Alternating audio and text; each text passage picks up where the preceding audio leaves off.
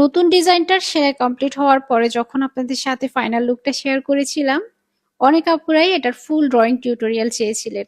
তাই ভাবলাম আজকে আপনাদের সাথে বড় কাঁথার এই ড্রয়িং টিউটোরিয়ালটা শেয়ার করি।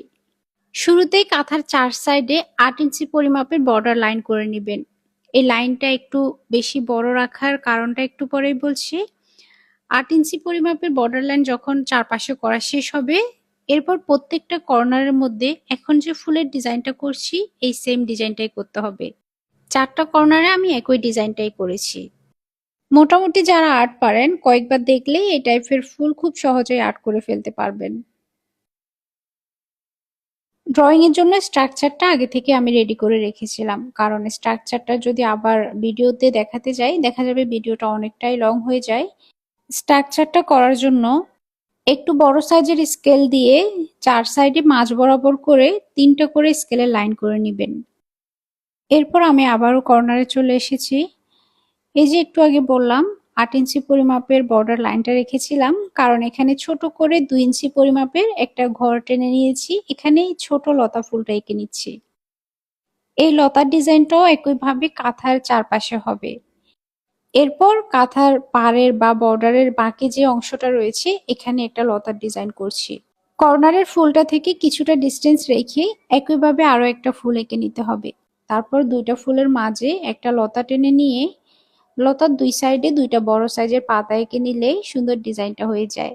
কাঁথার সাইজ যতই বড় হোক এভাবে কিছুটা ডিস্টেন্স রেখে রেখে ফুলগুলো এঁকে নেওয়ার পরে লতার ডিজাইনটা করে নেবেন।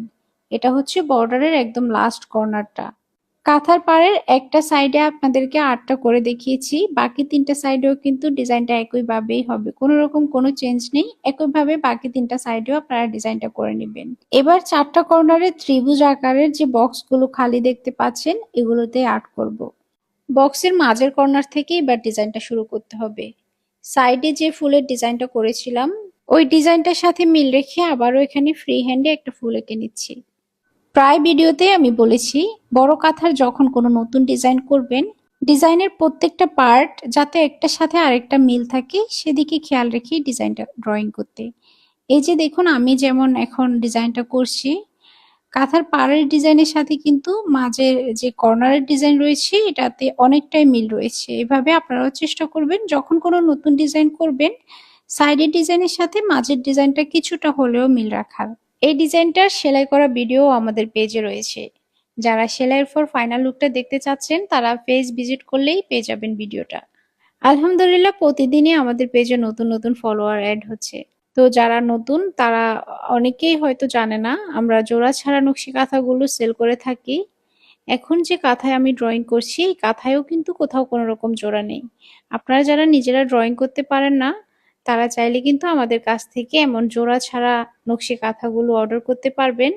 আর্ট করা বড় কাঁথার পাশাপাশি সেলাই করা বড় কাঁথাগুলোও আমরা সেল করে থাকি। যারা আমাদের কাছে অর্ডার করবেন অবশ্যই সময় নিয়ে অর্ডার করতে হবে। শুধুমাত্র ড্রয়িং করে নিলে ডেলিভারি টাইম থাকবে 15 থেকে 20 দিন, আর সেলাই কমপ্লিট করে নিতে চাইলে অবশ্যই 40 থেকে 45 দিন হাতে সময় রেখে অর্ডারটা কনফার্ম করতে হবে। দেখতেই পেলেন কাঁথা 4টা কর্নারে কিন্তু ত্রিভুজ আকারের যে বক্সগুলো রয়েছে সবগুলোতে একই ডিজাইনটাই করা হয়েছে।